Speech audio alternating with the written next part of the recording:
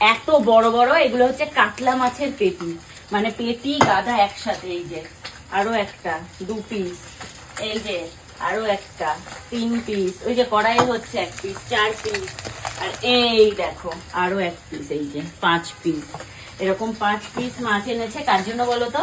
আমার বাড়িতে দেওয়ার জন্য, আমার মাকে রান্না করে দেবো, মা আর বাবার জন্য। মায়ের শরীরটা ভালো নেই, তাই মা আজকে নাকি আলু সেদ্ধ ভাত খেয়েছে। আর মা যেহেতু দোকানে থাকে, মানে আমাদের দোকান যেহেতু মানে নিজেদের বিজনেস রয়েছে, তো মাকে বিজনেসও দেখতে হয়। বাবা, মাকে বিজনেসও দেখতে হয়, তো সেই জন্য মা আজকে আর সময় পাইনি রান্না বান্না ঠিকঠাক করে করার। ওই জন্য আমি ভাবলাম যে মাকে একটু রান্না করেই পাঠাই। এই এত বড় মাছ রান্না করাটা খুব টাফ। হ্যাঁ, এই মাছ মানে ছোট সাইজ হলেই ভালো, মাঝখান থেকে কেটে নিলে সব থেকে ইজি। কড়াইয়ের মধ্যে মানে হাতের থেকে, আমার হাতের তালুর থেকেও বড় সাইজ এই মাছ, আমার হাতের তালুর থেকেও বড়। তো চলো মাছটা, কাতলা মাছ কিনলে আমার এরকম পিসই ভালো লাগে। আমি এরকম পিসই ভালো লাগে। নিজের হাতে কিনি যখন, মানে যদি 2 পিস মাছ কিনি আমাদের দুজনের জন্য, তাহলে এইরকম পিসই কিনি। মানে আমার কথা ভাই, আমি 2 পিস খাবো, বাবা 2 পিস খাবো, কিন্তু বড় দেখে খাবো, বড় সাইজ খাবো। তো যাই হোক, মাছটা কি করে রান্না করছি চলো তোমাদেরকে দেখাবো। আগে এই 5 পিস মাছ আমি একটু কড়া কড়া করে আগে ভেজে নিই, প্রচন্ড গায়ে ছিটকাচ্ছে। এখানে আমি মাছগুলো ভেজে নিয়েছি, এই যে বড় বড় যে 4 পিস মাছ, যাতে না ভাঙে, যার জন্য একটু কড়া ভেজেছি। এখানে ভেজে নিয়েছি আলু, আর এই যে বড় বড় করে ফুলকপি, আলু ফুলকপি দিয়ে, আর তার সাথে দেবো হচ্ছে একটু কড়াইশুঁটি। তো তার আগে আমি এই যে হাতে নিয়ে নিয়েছি এই যে গোটা জিরে, ফোড়নে দিয়ে দিলাম গোটা জিরে। এই যে গোটা জিরে ফোড়নে দেবো, শুকনো লঙ্কা চাইলে কেউ দিতেও পারো, নাও দিতে পারো। আমি একটুখানি গোটা জিরেই দিলাম ফোড়নে।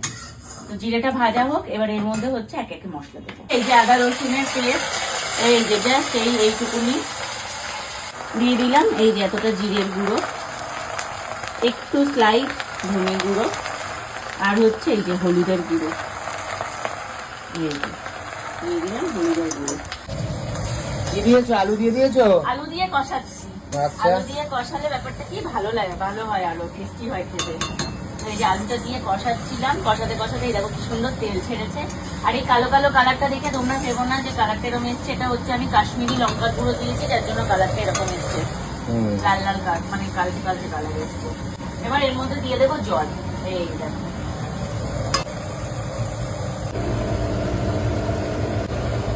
আর একটু ঝোল দিতে হবে, আরো জল দেবে? ঝোল, এই যে ঝোল ফুটে গেছে। আমি এর মধ্যে এই যে একটু কড়াইশুঁটি দিয়ে দিয়েছিলাম, দেখতে ভালো লাগছে, দেখো কড়াইশুঁটি গুলো। এই যে ঝোল ফুটে গেছে।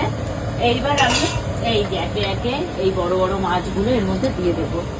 এই ফার্স্টে এইটা দিই, নাম্বার 1 ডুবে গেল, নাম্বার 2 এই যে ডুবে গেল।